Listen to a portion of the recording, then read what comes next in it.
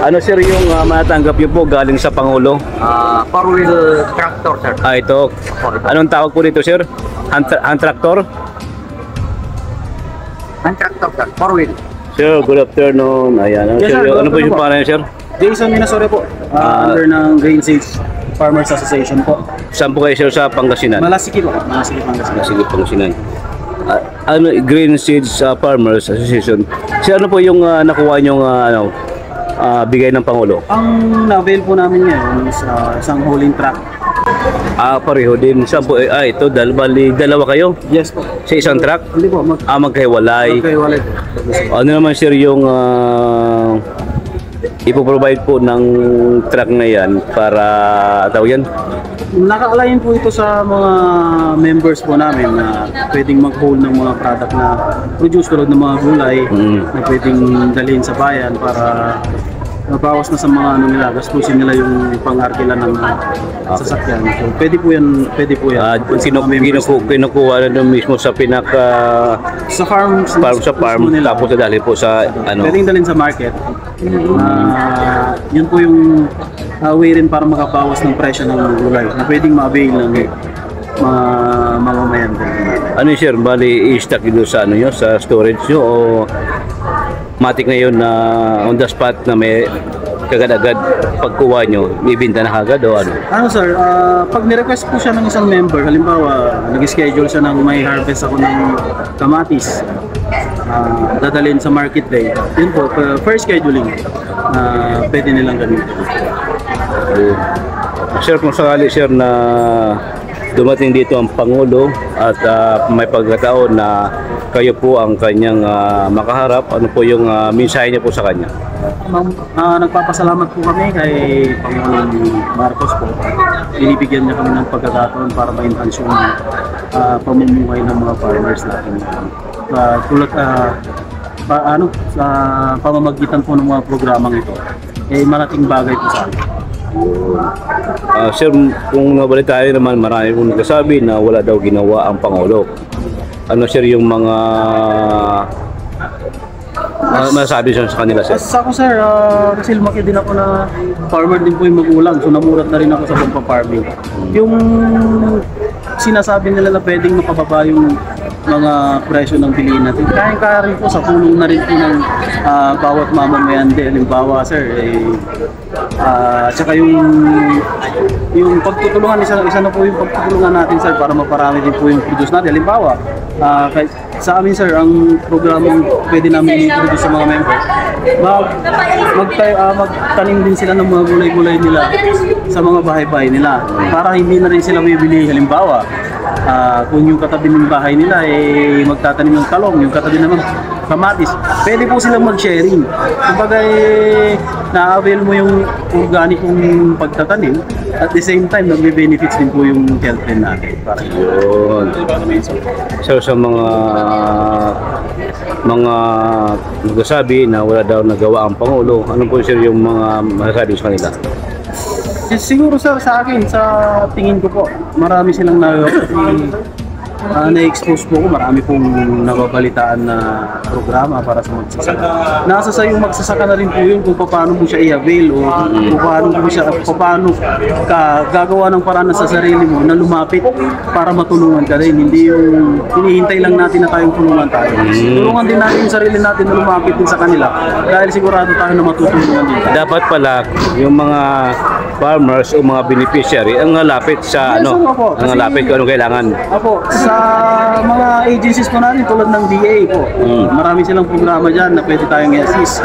Halimbawa, tulad ng associations natin, si associations naman po ang nagpupunta sa mga maliliit nating farmers.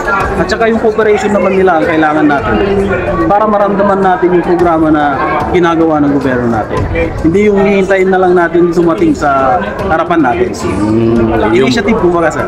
Yung pala kasi marami nagsasabi na wala daw nagawa ang Pangulo, hindi daw nakikita. Sabi ko nga sa kanila, dapat manood din kayo o sa mga programa ng Pangulo kung saan yung station ng TV station or ano, doon na makikita yung magawa ng Pangulo. Yes, sir. Yun, Kumbaga, sa sarili natin, sir. Sure. Magkakaiba-iba naman tayo ng lugar, magkakaiba-iba tayo ng pangangailangan. So, i-assist na ng mga grupo natin kung ano yung pangangailangan natin sa lugar natin. At yun po yung ilalapit natin para magtulad natin, tulad po nito, sir. Nilapit natin na kailangan natin ng polling na pwedeng makatulong sa aming grupo. At ayun po, sa kabutihang palad ay napagbigyan po kami. Yun po ang ibig namin sabihin. Kailangan natin gumawa ng paraan para lumapit yung gobyerno din sa atin. Opo, pero yung panggas, pati yung mga ano, nasa inyo na yun. Maintenance inyo na po. Kami na po yun. Association na po ang Okay. Ayun, ano po sir yung posisyon nyo sa association nyo? bali ako po yung operator po ng Operator Green na. Sage Farmers Association. Ayun. Sige sir, maraming ano yung sir yung hawak nyo sir? Yan unit of water pump. Hindi na sir? Pump. Ano yun? Agency. Project Certificate, Good Samaritan Farmers, Fisher Port and Livelihood Association, INC. Ano sir yung matanggap nyo po na galing sa Pangulo kayo kasi project ng certificate na ano po yung makukuha nyo galing sa kay Pangulo nga Ferdinand Bongbong Marcos?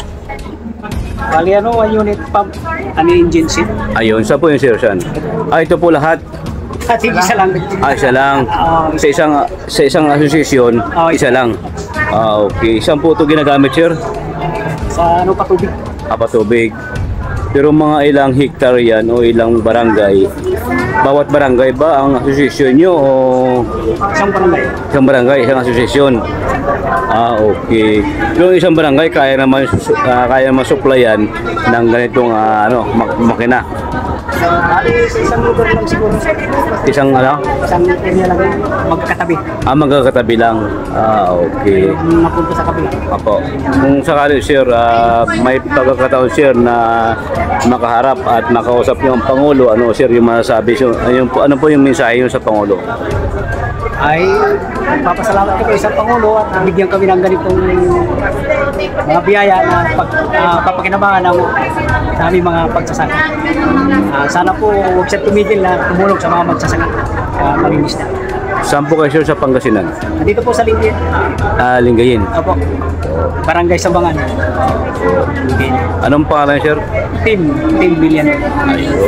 Sige sir, thank you sir. Good afternoon. Anong pangalan niyo po sir? Manuel Balagso, sir. From Rosales, Pangasinan, sir. Rosales, Pangasinan. Ano sir yung matanggap niyo po galing sa Pangulo?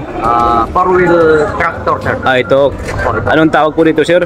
Hand tractor? Ang tractor, sir. Four-wheel. Sa association din yan sir, association nyo. Para po sa place.